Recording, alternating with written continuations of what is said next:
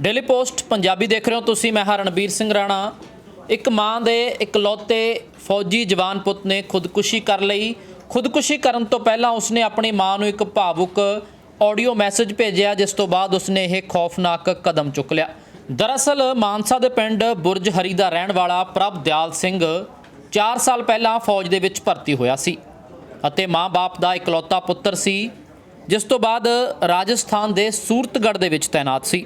पर पिछले दिनों तो मानसिक तनाव का शिकार सी अते उसने मां नूं आखिरी संदेश भेज के खौफनाक कदम चुक लिया।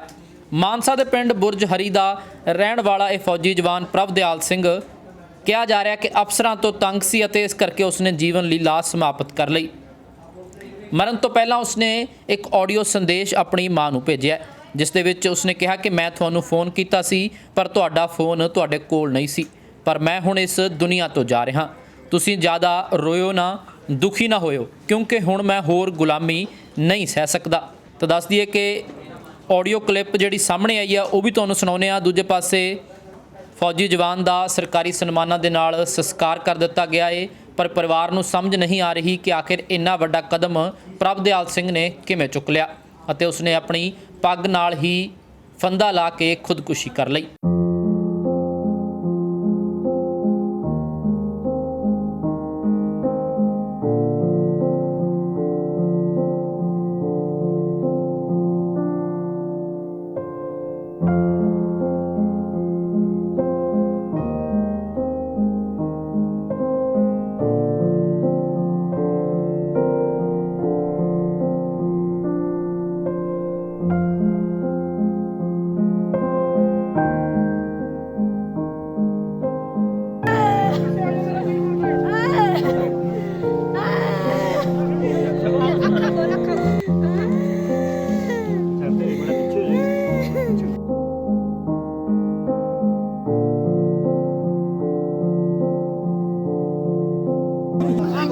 बंद किया है, दवाई लगी हुई है।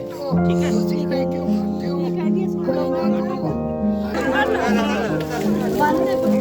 बस बस बस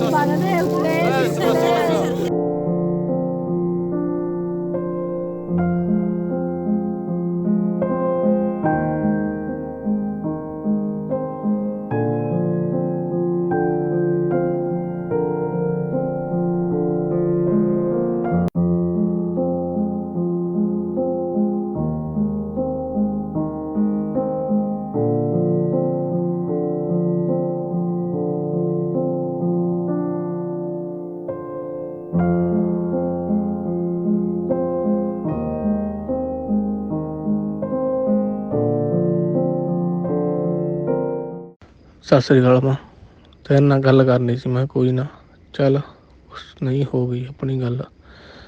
फोन तो किया सी मैं, तेरे कोले है नहीं सी फोन। चल ठीक है, सत श्री अकाल मां, माफ़ कर दी जे कोई गलती हो गई। दुखी ना होई किते, पर कोई गल नहीं, मैं वग गया तो कोई गल नहीं, पर कदे दुखी ना होई। जे तू दुखी होई मेरी आत्मा नूं शांति नहीं मिलनी। प्यो नूं भी कह दी मेरे नूं ठीक ठाक रहे हुण। ठीक आ, लव जी सुनो सारिਆਂ ਨੂੰ। बस मेरी इन्नी की लिखी सी, मैं भोग लिया ਉਹਦੀ। ठीक आ, पर मेरे जान तो बाद दुखी ना होयो तुसीं। मैं बथेरा मैं टाइम कढ के देख लिया, पर मैथों गुलामी नहीं हुंदी हुण, ज़्यादा गुलामी नहीं हुंदी। ते मैं हुण गुलामी तो छुटकारा पाउणा। मैं कदे आपदा दुख दर्द नहीं दस्सिआ तुहानूं, ते किन्ना ही औखा होवां, पर मैथों होर ज़्यादा गुलामी नहीं हुंदी हुण। माफ़ कर दी मां मैनूं। ठीक है मां, सत श्री अकाल, लव यू। सत श्री अकाल मां, तेरे नाल गल करनी सी मैं। कोई ना, चल नहीं हो गई अपनी गल। फोन तो किया सी मैं, तेरे कोले है नहीं सी फोन। चल ठीक है, सत श्री अकाल मां, माफ़ कर दी जे कोई गलती हो गई। दुखी ना होई किते, पर कोई गल नहीं, मैं वग गया तो कोई गल नहीं, पर कदे दुखी ना होई। जे तू दुखी होई मेरी आत्मा नूं शांति नहीं मिलनी। प्यो नूं भी कह दी मेरे नूं ठीक ठाक रहे हुण। ठीक आ, ਲਓ ਜੀ ਤੁਹਾਨੂੰ ਸਾਰਿਆਂ ਨੂੰ। ਬਸ ਮੇਰੀ ਇੰਨੀ ਕੁ ਲਿਖੀ ਸੀ, ਮੈਂ ਭੋਗ ਲਈ ਆਪਦੀ, ਠੀਕ ਆ। ਪਰ ਮੇਰੀ ਜਾਣ ਤੋਂ ਬਾਅਦ ਦੁਖੀ ਨਾ ਹੋਇਓ ਤੁਸੀਂ। ਮੈਂ ਬਥੇਰਾ ਟਾਈਮ ਕੱਢ ਕੇ ਦੇਖ ਲਿਆ, ਪਰ ਮੈਥੋਂ ਗੁਲਾਮੀ ਨਹੀਂ ਹੁੰਦੀ, ਹੁਣ ਜ਼ਿਆਦਾ ਗੁਲਾਮੀ ਨਹੀਂ ਹੁੰਦੀ। ਅਤੇ ਮੈਂ ਹੁਣ ਗੁਲਾਮੀ ਤੋਂ ਛੁਟਕਾਰਾ ਪਾਉਣਾ। ਮੈਂ ਕਦੇ ਆਪਦਾ ਦੁੱਖ ਦਰਦ ਨਹੀਂ ਦੱਸਿਆ ਤੁਹਾਨੂੰ, ਅਤੇ ਕਿੰਨਾ ਹੀ ਔਖਾ ਹੋਵਾਂ, ਪਰ ਮੈਥੋਂ ਹੋਰ ਜ਼ਿਆਦਾ ਗੁਲਾਮੀ ਨਹੀਂ ਹੁੰਦੀ ਹੁਣ। ਮਾਫ਼ ਕਰ ਦੀ ਮਾਂ ਮੈਨੂੰ, ਠੀਕ ਆ ਮਾਂ। ਸਤਿ ਸ਼੍ਰੀ ਅਕਾਲ, ਲਵ ਯੂ। ਮੇਰਾ ਪੋਤਰਾ ਪ੍ਰਭਦਿਆਲ ਸਿੰਘ ਤਕਰੀਬਨ ਜਦੋਂ ਅੱਜ ਤੋਂ 4 ਸਾਲ ਦੇ ਲਗਭਗ ਪਹਿਲਾਂ ਭਰਤੀ ਹੋਇਆ, ਉਦੋਂ ਉਸ ਸਮੇਂ ਉਹਦੀ 19 ਸਾਲ ਦੇ ਲਗਭਗ ਉਮਰ ਸੀ। ਅੱਜ ਜਦੋਂ ਚੌਥੇ ਸਾਲ ਜਣੇ 23ਵੇਂ ਵਰ੍ਹੇ ਦੀ ਉਮਰ 'ਚ ਪਹੁੰਚਿਆ ਹੈ, ਤਾਂ ਉਸ ਸਮੇਂ ਸਾਡੇ ਪਰਿਵਾਰ ਨਾਲ ਮੇਰੇ ਪੋਤਰੇ ਨਾਲ ਦੁਖਦਾਈ ਘਟਨਾ ਵਾਪਰੀ ਹੈ। ਇਹ ਇੰਜੀਨੀਅਰ ਮਤਲਬ ਬੰਗਾਲ ਇੰਜੀਨੀਅਰ ਦੇ ਵਿੱਚ ਭਰਤੀ ਹੋਇਆ ਸੀ। ਰੁੜਕੀ ਉਹਨੂੰ ਟ੍ਰੇਨਿੰਗ ਕਰਕੇ ਉਹਦੀ ਡਿਊਟੀ ਸ਼ਾਮ ਦੇ ਵਿੱਚ ਲੱਗੀ ਹੋਈ ਸੀ, ਅੱਜ ਤੋਂ 3 ਮਹੀਨੇ ਦੇ ਲਗਭਗ, ਜਿੱਥੇ ਕਿ ਉਹ ਸੜਕ ਦਾ ਨਿਰਮਾਣ ਹੋ ਰਿਹਾ।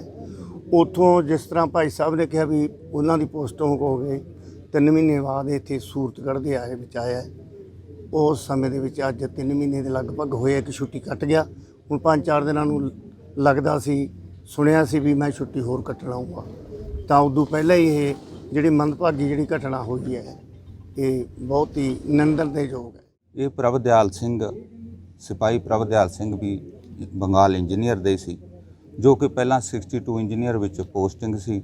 ਉਸ ਤੋਂ ਬਾਅਦ ਇਹਨਾਂ ਦੀ ਜਿਸ ਤਰ੍ਹਾਂ ਬਦਲੀਆਂ ਹੁੰਦੀਆਂ ਰਹਿੰਦੀਆਂ, BTC ਜੋ ਕਿ ਬ੍ਰਿਜਿੰਗ ਟ੍ਰੇਨਿੰਗ ਕੰਪਨੀ ਸੂਰਤਗੜ੍ਹ ਪੋਸਟਿੰਗ ਹੋਈ। ਬੱਚਾ ਬਹੁਤ ਹੀ ਨੇਕ ਸੁਭਾਅ ਦਾ ਸੀ। ਫੌਜ ਦੇ ਵਿੱਚ ਤਾਂ ਹਰੇਕ ਸਿਪਾਹੀ ਨੂੰ ਹਰੇਕ ਸਾਰੇ ਨੀਚੇ ਤੋਂ ਲੈ ਕੇ ਉੱਪਰ ਤੱਕ ਦੇ ਅਧਿਕਾਰੀ ਆਪਦੇ ਪਰਿਵਾਰ ਵਾਂਗੂ ਰਹਿੰਦੇ ਨੇ, ਬਹੁਤ ਯੂਨਿਟੀ ਹੁੰਦੀ ਹੈ। ਪਰ ਦੁੱਖ ਸਾਨੂੰ ਇਸ ਗੱਲ ਦਾ ਹੈ ਕਿ ਇਸ ਬੱਚੇ ਨੂੰ ਕਿਸ ਗੱਲ ਨੇ, ਕਿਸ ਨੇ ਇੰਨਾ ਦੁਖੀ ਕੀਤਾ, ਮਾਨਸਿਕ ਤੌਰ 'ਤੇ ਇੰਨਾ ਉਹ ਟੁੱਟ ਗਿਆ ਕਿ ਉਹਨੂੰ ਇਹ ਕਦਮ ਚੁੱਕਣਾ ਪਿਆ। ਅਸੀਂ ਫੌਜ ਦੇ ਉੱਚ ਅਧਿਕਾਰੀਆਂ ਨੂੰ ਮਿਲ ਕੇ ਹੋਰ ਆਪਦੇ ਸੋਰਸਾਂ ਰਾਹੀਂ ਸਾਰੀ ਜਾਣਕਾਰੀ ਲੈਣ ਦੀ ਕੋਸ਼ਿਸ਼ ਕਰਾਂਗੇ, ਕਿਉਂਕਿ ਅਸੀਂ ਤਾਂ ਇੱਥੇ ਜ਼ਿਲ੍ਹਾ ਮਾਨਸਾ 'ਚ ਬੈਠੇ ਹਾਂ। ਉੱਥੋਂ 200 ਕਿਲੋਮੀਟਰ ਉਹ ਸੂਰਤਗੜ੍ਹ ਦੀ ਘਟਨਾ ਹੈ। ਇੱਥੇ ਹਜੇ ਸਾਡੇ ਕੋਲ ਕੋਈ ਉਸ ਤਰ੍ਹਾਂ ਦੇ ਪੁਖਤਾ ਸਬੂਤ ਨਹੀਂ ਹਨ। ਜੇ ਸਾਨੂੰ ਕੋਈ ਪੁਖਤਾ ਸਬੂਤ ਮਿਲਦੇ ਹਨ ਤਾਂ ਅਸੀਂ ਉਸ ਦੇ ਮੁਤਾਬਕ ਜ਼ਰੂਰ ਆਪਦੀ ਕੋਈ ਕਾਰਵਾਈ ਕਰਾਂਗੇ, ਤਾਂ ਕਿ ਸੈਨਾਵਾਂ ਦੇ ਵਿੱਚ ਇਸ ਤਰ੍ਹਾਂ ਦੀਆਂ ਅੱਗੇ ਤੋਂ ਘਟਨਾਵਾਂ ਨਾ ਵਾਪਰਨ।